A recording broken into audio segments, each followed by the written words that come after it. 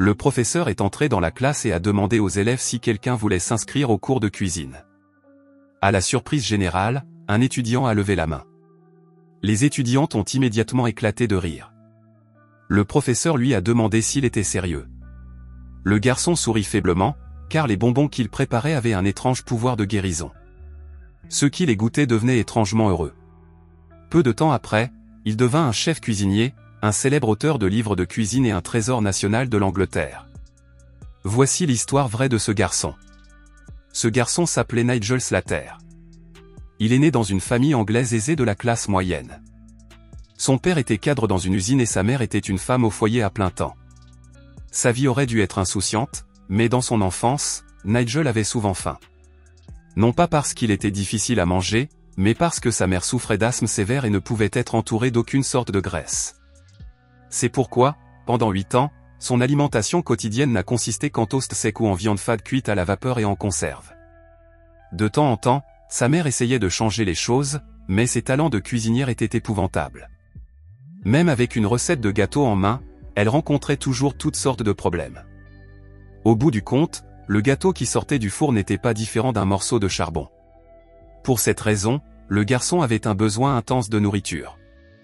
Il restait souvent tard dans sa chambre à étudier des recettes. Sur la pelouse, il s'imaginait propriétaire d'un restaurant et apportait des plats délicieux à chaque client. Aux yeux de son père, c'était un enfant étrange. Il soupçonnait même que quelque chose n'allait pas dans l'esprit de son fils. Ne supportant plus le cornet de beef fade cuit à la vapeur, il décida de s'installer lui-même dans la cuisine. Contre toute attente, le premier plat qu'il a cuisiné a étonné toute la famille. Ses spaghettis à la bolognaise étaient incroyablement délicieux. Même son père, très strict, ne put s'empêcher d'en reprendre quelques bouchées. Mais un instant plus tard, son expression a soudain changé, comme s'il venait de manger quelque chose de moisi. Sa mère a alors fait une crise d'asthme. À partir de ce jour, quelque chose a changé dans la maison. Le père, qui n'aimait pas sortir, a rompu avec cette habitude et a emmené toute la famille en excursion, parce que l'air frais était bon pour la santé de la mère. À leur arrivée, ils s'assirent sur la plage pour profiter de la brise marine et manger, ce qui n'était en fait que du cornet de beef cuit à la vapeur. Nigel détestait la couche de graisse gélatineuse qui recouvrait la viande et, irrité, il utilisa une fourchette pour l'enlever. Son père se mit soudain en colère. Nigel se leva en colère et s'éloigna. Lorsqu'il se retourna, il vit que son père ne le suivait pas. Ce soir-là, lors de la soirée dansante, il rassembla tout son courage pour demander à sa mère de lui apprendre à faire des « mince pies » pour Noël. Car il croyait que Noël était toujours plein de magie. Mais le destin en a voulu autrement. Jour après jour, le temps passe, mais la santé de sa mère ne s'améliore pas. Au contraire, elle s'affaiblissait de plus en plus, jusqu'à ce qu'elle ne puisse plus que rester au lit, maintenue en vie par un respirateur. Son père ne pouvait que le réconforter en lui disant que tout irait bien. Puis il s'est levé et est parti. Le soir même, son père a apporté à l'improviste un cadeau de Noël, expliquant qu'il s'agissait d'un cadeau que sa mère lui avait demandé d'apporter. Nigel avait l'intention de refuser parce que Noël était encore dans un mois. Mais en voyant la mine déconfite de son père, il fut surpris. Cependant, le lendemain matin, alors qu'il était plein d'espoir et déballait le cadeau, il vit inopinément son père pleurer à chaudes larmes dans la chambre. Nigel comprit immédiatement que sa mère les avait quittés pour de bon. Les jours suivants, son père a commencé à s'occuper activement de la cuisine. Mais la nourriture qu'il préparait était tout aussi mauvaise. Il n'arrivait même pas à faire cuire correctement de la viande en conserve. Il a immédiatement pris toutes ses économies, s'est rendu au marché et a acheté 2 morceaux de morue fraîche. C'était le plat préféré de son père quand il était jeune. De retour à la maison, Nigel préchauffe le four, puis étale une couche uniforme de beurre sur la morue. Il enfourne le poisson et règle la minuterie. 10 minutes plus tard, un arôme captivant émanait du four. Mais étrangement, son père n'était pas encore rentré du travail. Alors qu'elle pensait que la vie allait progressivement revenir à la normale, un autre changement inattendu vint à nouveau briser sa tranquillité. Ce jour-là, alors qu'il rentrait de l'école, Nigel fut surpris de trouver une femme très maquillée dans la maison. Il s'agit de la nouvelle gouvernante engagée par son père. Nigel n'avait pas de bons sentiments pour elle, car elle portait des collants noirs et une jupe très courte pour faire le ménage. Et ce qui agaçait le plus Nigel, c'est qu'elle utilisait toujours des gestes de flirt pour attirer l'attention de son père et que ce dernier semblait l'apprécier. Avec le temps, l'atmosphère entre les deux devenait de plus en plus ambiguë. Cela troubla Nigel. Comparée à sa mère discrète, cette gouvernante était comme de la boue sur le sol. Finalement, Nigel n'en put plus. Il mit en garde la gouvernante, lui disant de connaître sa place, de ne pas rêver de remplacer sa mère et surtout de ne pas avoir de mauvaises intentions à l'égard de son père. Bien que la bouche de Nigel dise qu'il n'aime pas cela, ses actes révèlent ses véritables pensées. Après tout, la tarte aux pommes de la gouvernante était absolument divine. Nigel fut complètement conquis après une seule bouchée. Inutile de dire comment son père se sentait après l'arrivée de la gouvernante, il souriait davantage et commençait à faire plus attention à son apparence. Même lorsque l'usine organisait une fête importante, il allait personnellement la chercher pour l'accompagner. Nigel se sentait confus. Il pensait que la femme de ménage devait rester à la maison avec son mari. Mais son père n'est pas du même avis. Il dansait même passionnément sur la piste de danse, comme un couple perdu dans le bonheur.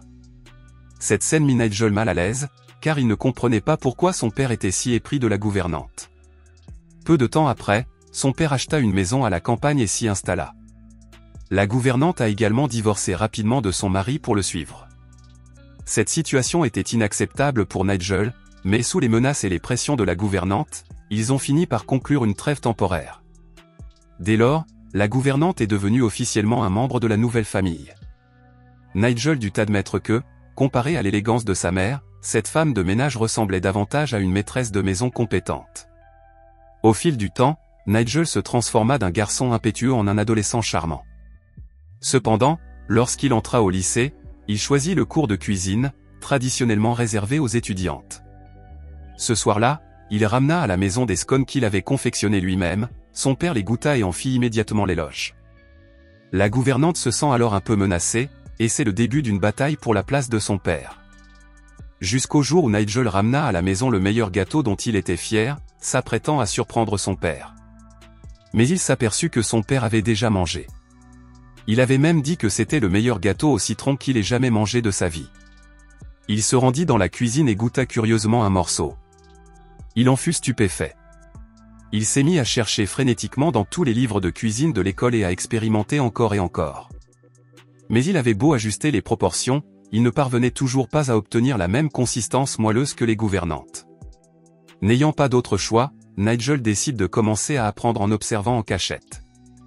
Il profite de chaque occasion dans la cuisine pour observer subrepticement comment la gouvernante cuisine. Il découvre que pour préparer un délicieux gâteau au citron, chaque étape doit être maîtrisée avec précision, y compris la quantité de jus de citron, la consistance des blancs d'œufs et la finesse de la croûte. Après des semaines d'expérimentation continue, Nigel réussit enfin à préparer une tarte au citron identique à celle des femmes de ménage. Il l'apporte avec enthousiasme à son père pour qu'il la goûte, oubliant complètement que la famille vient de prendre le thé de l'après-midi. Nigel avait beau le convaincre, le père déclara qu'il ne pouvait plus en manger une seule bouchée. Il est retourné déçu à la cuisine, mais à sa grande surprise, la gouvernante l'a suivi et a curieusement goûté un morceau. Elle reconnut immédiatement qu'il s'agissait de sa recette, mais Nigel le nia catégoriquement. La femme de ménage se mit immédiatement en colère. « J'ai cuisiné, nettoyé et pris soin de tout pour vous, et c'est ainsi que vous me remerciez ? Cette fois-ci, tu peux nettoyer toi-même. » Témoin de cette scène, le père pense que son fils a manqué de respect et qu'il a offensé la femme de ménage. Il avertit sévèrement Nigel de ne plus faire d'histoire et lui dit qu'il l'a officiellement demandé en mariage. Ils étaient sur le point de devenir une vraie famille. Peu de temps après, la gouvernante obtint ce qu'elle désirait et devint la femme de la maison, ainsi que la belle-mère que Nigel détestait le plus. Il se rendit compte que la maison confortable ne lui appartenait plus. Nigel a donc décidé de trouver un emploi à temps partiel le week-end. Mais lorsque sa belle-mère l'a appris, elle s'est mise encore plus en colère. Elle pensait que les actions de Nigel étaient malveillantes. Finalement, le père n'en pouvait plus. En fait, le père s'était rendu compte depuis longtemps que cette maison était devenue par inadvertance un champ de bataille. Lorsqu'il vit pour la première fois son père les larmes aux yeux, Nigel réalisa soudain que ses actions avaient causé de la peine à son père. En voyant sa belle-mère regarder tristement les photos de ses filles, la confrontation entre les deux a finalement pris fin. Mais pendant la bataille avec sa belle-mère, Nigel s'est rendu compte qu'à un moment donné, il était tombé amoureux de la cuisine. Il a donc résolument quitté l'école et est allé travailler seul dans un restaurant de la ville. Les mots de Julian éclairent Nigel, comme les toasts préparés par sa mère ou la morue qu'il a accidentellement brûlée. Même si ses saveurs n'étaient pas parfaites, en s'en souvenant aujourd'hui, elles étaient pleines d'amour et de chaleur. Conscient de cela, Nigel décida de rentrer chez lui après une longue absence pour préparer un repas qui exprimerait ses sentiments pour son père. Mais une terrible nouvelle l'attend. Il s'avère que quelques jours plus tôt, son père est mort subitement en jardinant. Nigel rejette toute la responsabilité sur sa belle-mère. Nigel a immédiatement fait ses valises, se préparant à quitter cette maison pleine de souvenirs et de chagrin. Bien que sa belle-mère l'ait poursuivi avec un repas soigneusement préparé, Nigel n'a laissé qu'un remerciement froid et est parti résolument. Seule sa belle-mère est restée là, seule, à le regarder s'éloigner. Après cela, Nigel est monté dans un bus pour Londres afin d'y trouver un emploi.